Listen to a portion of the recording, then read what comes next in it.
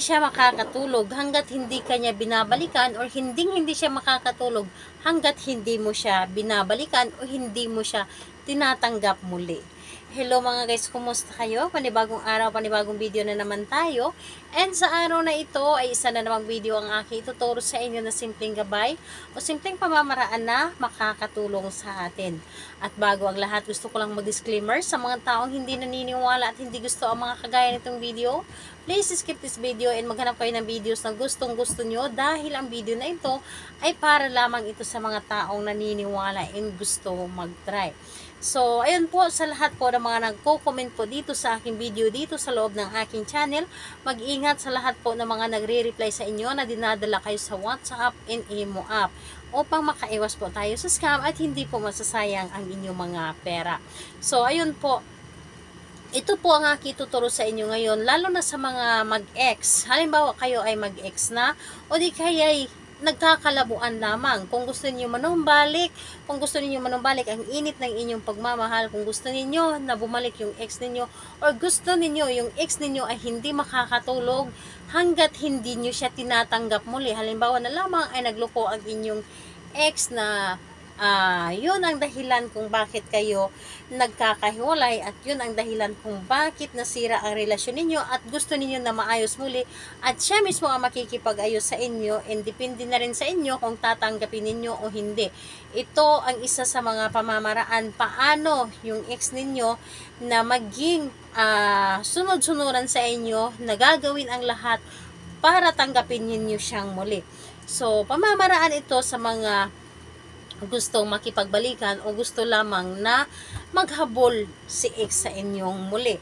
So, ayun po, ito ay pwedeng gawin sa parehas ang kasarian, babae ito babae and lalaki ito lalaki.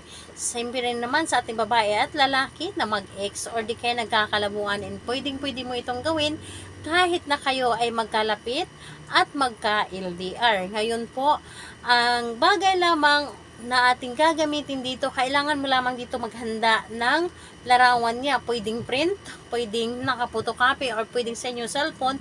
And syempre, kailangan mo dito kandilang pula.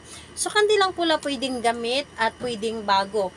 And pwede rin na kung wala kayong pula, pwedeng pink na kandila or kahit puti na kandila. Dahil ang puti po is pangkalahatan na. Kaya naman, pwede pong gamitin ang puti kung wala po kayong pula na kandila.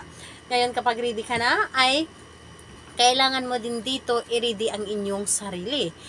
Kailangan mo i-ready ang inyong sarili. Dapat po ay walang makakaalam sa inyong mga ginagawa at mag-isa ka lamang, at walang makakadistract sa inyo habang ginagawa mo. Kailangan mo kasi dito na mag-focus sa paggawa, and kailangan din dito ang malakas mong paniniwala at tiwala sa inyong ginagawa na gusto ninyo na bumalik at hindi makatulog si ex sa inyo, at gagawin ang lahat para lamang tanggapin ninyo siyang muli.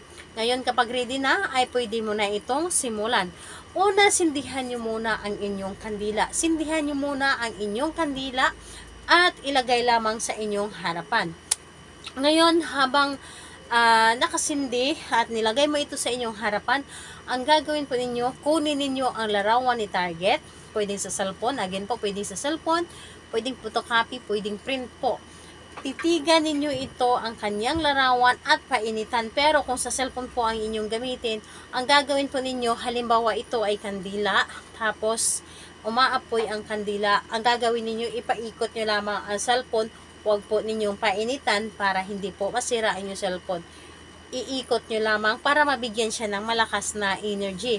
Ngayon po, kapag larawan po ang inyong gamit, sambitin ninyo ang kanyang pangalan at apelyido, at sabihin ninyong hindi ka makakatulog at gagawin mo ang lahat, maging sunod-sunuran ka, maghabol-habol ka sa akin hanggat tatanggapin kitang muli, or hanggat hindi pa kita tatanggapin, gagawin mo ang lahat para sa akin o susundin mo lahat ng gusto ko. At pagkatapos nun, yung larawan dapat po ay painitan ninyo, pwedeng pa-cross, pwedeng paikot.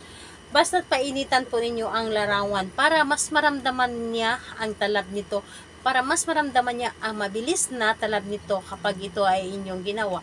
And again po, kapag cellphone po, huwag pong painitan masyado, iikot lamang hanggat sa mabigyan lamang ng energy.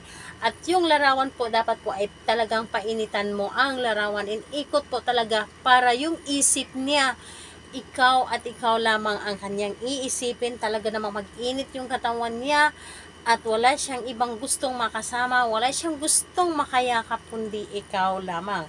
So ayun, pagkatapos nun, patayin nyo na ang kandila. And yung larawan niya, kung ang gamit po ninyo larawan niya ay photocopy or decay print, ilagay po ninyo sa ilalim ng inyong unan. Pero kung hindi naman or sa cellphone lamang ang inyong gamit, hayaan nyo na lang na i-close ninyo ang inyong cellphone at mararamdaman ninyo ang talab or ang napakagandang talab dito kapag ito ay inyong ginawa. So, kung magtatanong ka kailan ito pwedeng gawin, gawin ito sa kahit anong araw at kahit anong oras. And pwedeng sa gabi, pwedeng sa araw, pwedeng umaga, tanghali, hapon. Depende po sa inyo kung ano ang free kayo na oras. Basta ito ay walang pinipili sa araw, walang pinipili sa oras. Ito ay napakagandang resulta at talaga naman yung target ninyo, maghahanap ito ng paaraan paano kayo kontakin. So, ayun po, salamat po sa inyo. Bye-bye everyone. God bless us all.